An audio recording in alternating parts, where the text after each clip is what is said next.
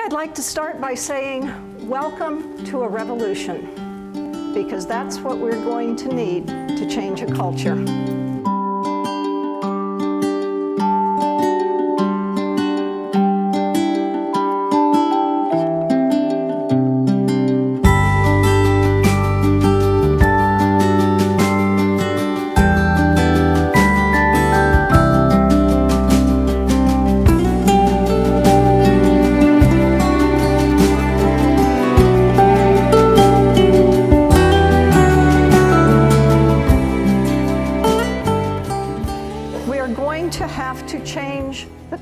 Starting with our college campuses, because that's where we work.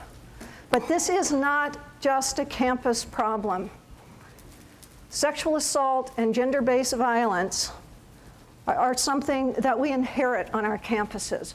We inherit it from the general culture. Our athletics programs inherit it from our general cultures. When we talk about victims of gender-based violence, we're talking about people who have had crimes committed against them without their consent. Our goal is to prevent the future occurrence of these crimes, or at least seriously to limit them. When we speak of survivors, we are usually speaking of those people who have survived, obviously, the assault and have the courage, or are trying to find the courage, to put their lives back together after their vulnerabilities have been so painfully exploited.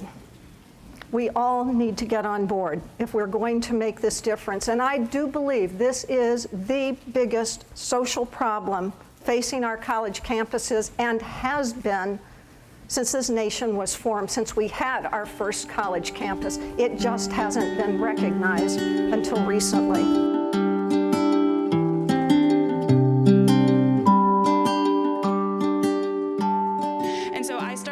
On policy at UNC and ended up creating an anonymous reporting system so survivors of gender-based violence could report their experiences in an anonymous way and not be blamed, and still get resources or whatever they were inquiring about. So what I did was I got a grant. I worked really closely with the Dean of Students office, the student unions, and the gyms. And you know, like when you go in restaurants and they have those comment cards of, you know, how was the macaroni or whatever, and you you can write, you can make comments. So that was my idea, because I didn't want somebody to have to face somebody who was victim blaming to tell their experience. So I put them in the bathrooms. They were like on the wall, these boxes, and they also had resources, community resources, school resources, resources in different languages, so survivors could go report their experience and then take any variety of things they wanted. And then a lot of students ended up reporting that way.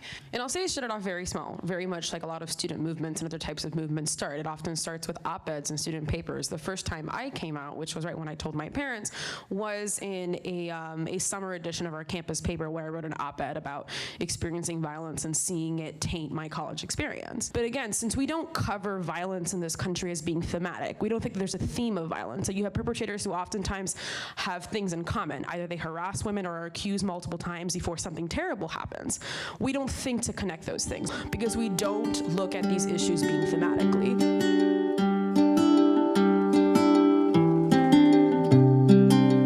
It's not just about dumping money into a program, and which there's not a week that goes by I don't get a phone call of, hey, you know, we can do this for you, we can do that for you. And that's not going to fix things either. So my point being is, I'm just now at the second summit, taking a deep breath, looking at this and going, okay, I'm not the only one trying to row, and I'm rowing in the right direction. But I'm also in a situation now as a dean that I can talk comfortably about these issues, and that I can stand up, and even to administration, because again, they're not negligent to this, but it's not top of their list. The Committee on Sportsmanship and Ethical Conduct was charged with addressing this topic, this issue in college athletics as our major initiative. This was a major commitment by the NCAA. We were so fortunate that in 2012 we had 3 very active student athlete members, and each one of them, with their respective peers, Division 1, 2, and 3, led a discussion on this topic with their peers. They did a great job. That one thing made me absolutely certain that our student athletes had to be a part of this process. We have to have a better understanding, not just of how to reach student athletes, but how to reach any of our student groups. I'm a very firm believer that we can do a kind of broadcast education, training, knowledge programs, whatever, but we are going to be most effective when we are targeting those groups that socialize together. Student athletes fall right in this group. There are many other groups like that on your campuses. You may have international students, and if they come from the same ethnic background, they probably are socializing together.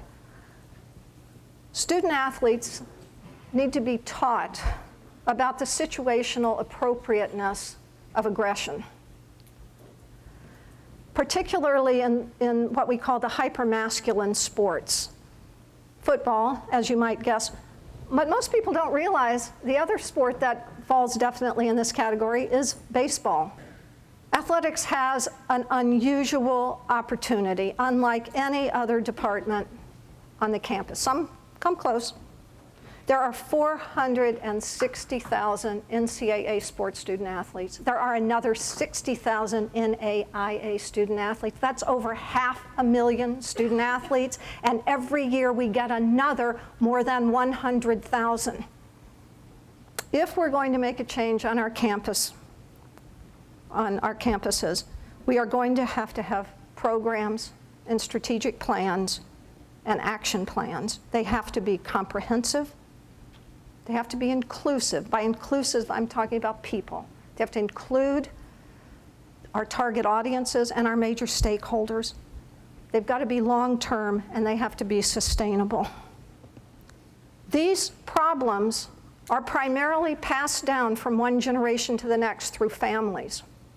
We need to help our college students understand how to break this cycle as they leave college.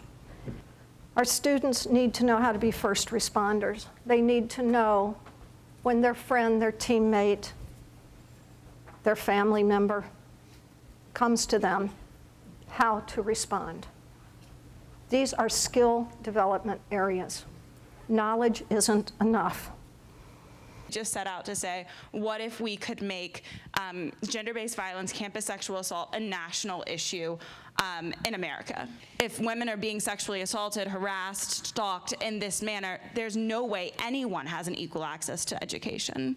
So again, like, this is something that only happened organically, and it wasn't until students started organizing. So one of the things that we were actually doing is we were encouraging student activist groups to file complaints together. So for example, you had the Swarthmore students at Swarthmore College file a complaint at the same time as the students in Occidental. You have students at UConn file at the same time as students at Dartmouth. So it became kind of this tool to force the media to cover this issue as being beyond just one campus. But one of the things that we talk about in terms of campuses is try to make your processes as accessible as possible and make sure that every person in your entire student body feels like they can come forward.